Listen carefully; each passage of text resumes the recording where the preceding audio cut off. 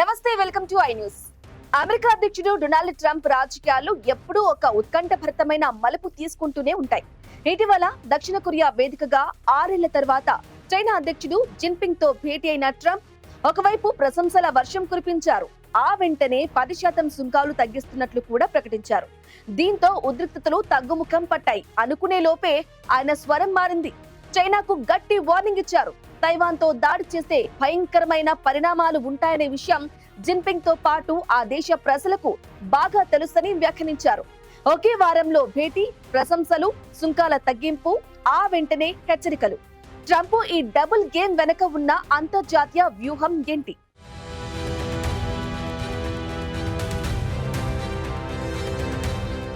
Trump politics ఎప్పుడూ ఊహించని విధంగానే ఉంటుంది. గత వారం దక్షిణ కొరియాలో జిన్పింగ్ తో 2 గంటల పాటు జరిగిన చర్చలు ప్రపంచానికి సానుకూల సంకేతాన్ని పంపాయి.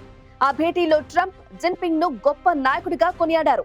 అంతేకాదు, అమెరికాకు చైనాపై ఉన్న టారిఫ్లను 10% మేర తగ్గిస్తున్నట్లు ప్రకటించారు.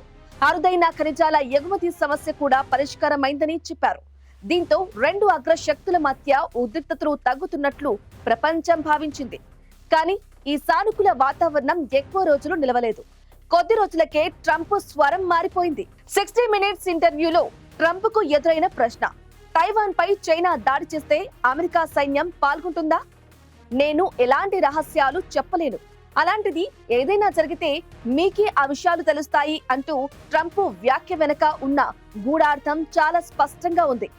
మరింత ముందుకెళ్తే అమెరికా అధ్యక్షుడిగా ట్రంప్ ఉన్నంత కాలం వారు ఏమీ చెయ్యబోమని చెప్పారు.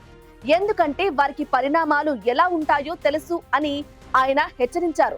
ట్రంప్ ఒకే సమయంలో ఒక చేత్తో సుంకాలు తగ్గిస్తూ మరో చేత్తో తైవాన్ విషయంలో హెచ్చరికలు జారీ చేయడం, ఇది ఆయన వ్యూహాత్మక విధానానికి నిదర్శనం. ఒకవైపు ట్రేడ్ ఇష్యూస్ ను సెటిల్ చేసుకుంటూనే భౌగోళిక రాజకీయాల విషయంలో చైనాను కంట్రోల్లో ఉంచాలని ట్రంప్ భావిస్తున్నారు. ఇక ట్రంప్ అనుసరిస్తున్న ఈ డబుల్ స్టాండర్డ్ అంతర్జాతీయ సంబంధాలను ఏ విధంగా మలుపు తిప్పుతుందో చూడాలి.